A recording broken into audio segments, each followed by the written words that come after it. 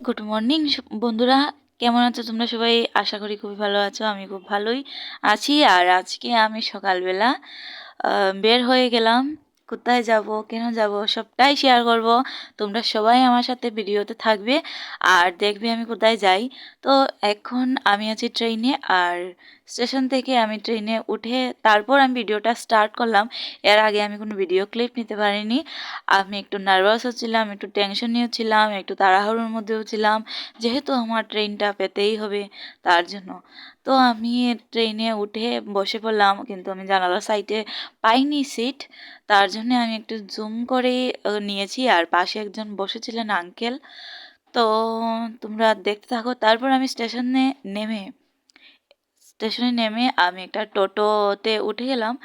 আর দেখতেই পাচ্ছ এত সুন্দর রাস্তা, সত্যি মানে কি বলবো, এত সুন্দর রাস্তা হয়েছে। তো আমার সাথে আমি প্রায় 10-12 বছর আগে গিয়েছিলাম বলতে পারো।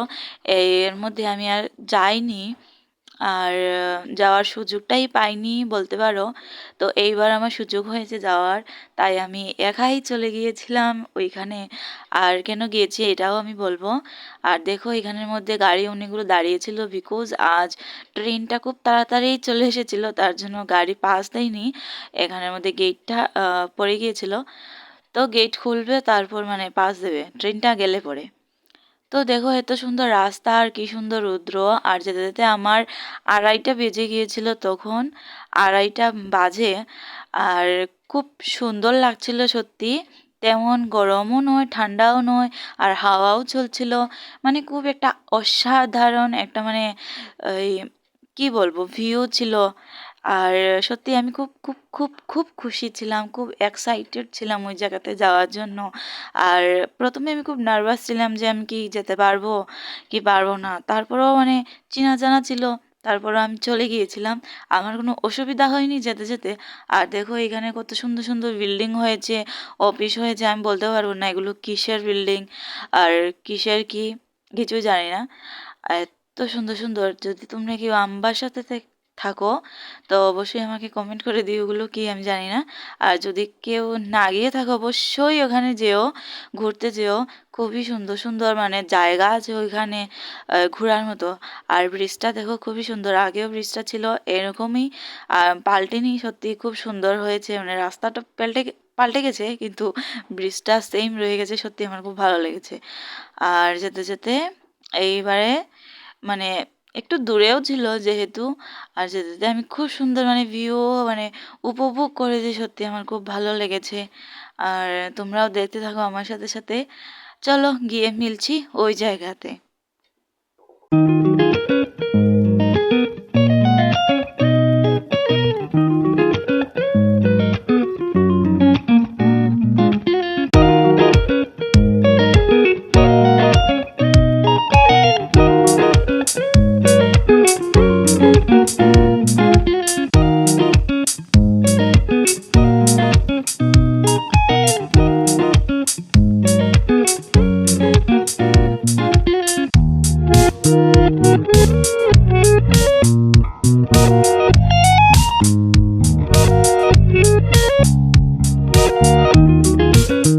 তো গাইস দেখতে দেখতে আমি ফাইনালি চলে আসলাম। আর এই দেখতেই পাচ্ছ জায়গাটা খুবই সুন্দর। আমি জানি না তোমরা কি গিয়েছো কখনো। আর যদি না গিয়ে থাকো অবশ্যই আমি বলে দেবো কখন যাবে বা কীভাবেই যাবে। আর এখানে আমি গিয়েছিলাম কেন, আমার যে বাবা, আমার বাবার মার যে গুরু ছিলেন, এখানে গুরুর আশ্রম। আর প্রত্যেকবার কার্তিক মাসের 27 তারিখ, সেটা বাংলা বলছি আমি, কার্তিক মাসের 27 তারিখ ওখানে কীর্তনে মহাপ্রসাদ বিতরণ করা হয়। তো কীর্তনটা চলে 4-5 দিন চলে কীর্তনটা। হ্যাঁ। তো 27 তারিখেই প্রসাদটা দেওয়া হয়, তার জন্যই যাওয়া।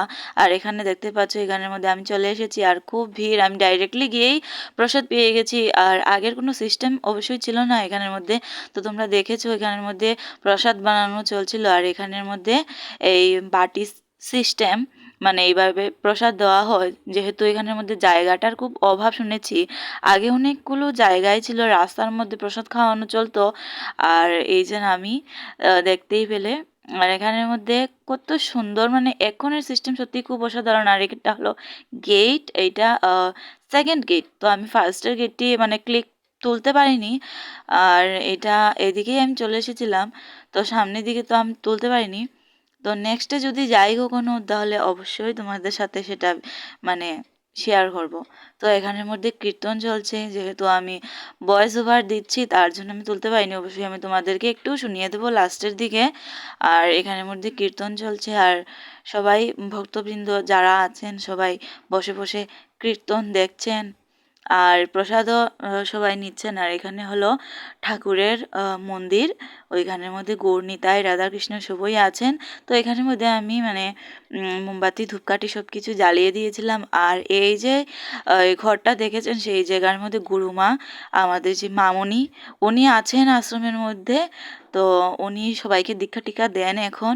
আমাদের যে মানে বাবার যে গুরু ছিলেন, সাধু বাবা বলতে পারো, উনি নেই, অনেক আগেই উনি মানে এই পরমাগতি লাভ করেছিলেন।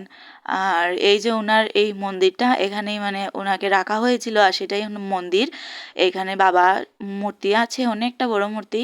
তো মানে দেখে আমি সত্যি খুবই খুশি হয়েছিলাম যে অনেক বছর পর গিয়েছি, সব কিছু পাল্টে গেছে, আগের কোনো কিচ্ছুই নেই, 1%ও কিছু নেই, সব কিছু চেঞ্জ হয়ে গিয়েছিল। আমি গিয়ে দেখে চিনতেই পারিনি, সত্যি সব কিছু অনেক পরিবর্তন।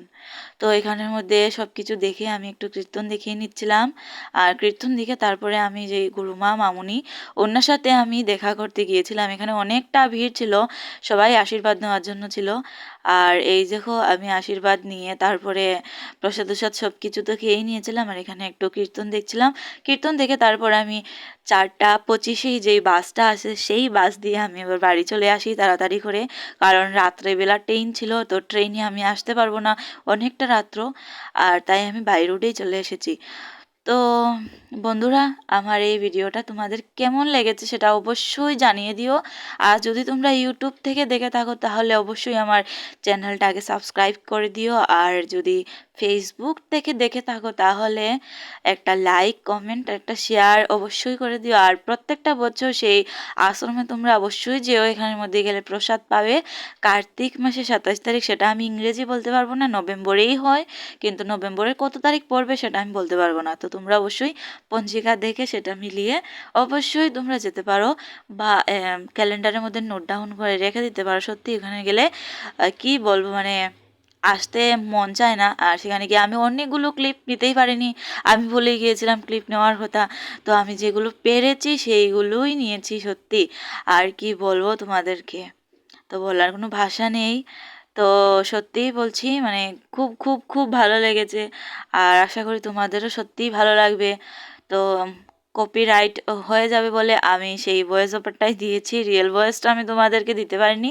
আর এখানে আমি দুটো দলই দেখেছিলাম, প্রথমে একটা দল গিয়ে দেখেছিলাম, আর ওইটা সেকেন্ডের দল, ওনারা জানি না কোথাকার, কিন্তু খুব সুন্দরই ওনারা গান করেছিলেন। তো আমি একটু তোমাদের জন্য মানে শুনিয়ে দেবো, একটু তোমরা শুনে নিও, অবশ্যই শোনা দরকার হরিনাম সংকীর্তন। তো গাইস, কেমন লাগলো অবশ্যই বলে দিও। আর আজকের জন্য টাটা, বাই বাই।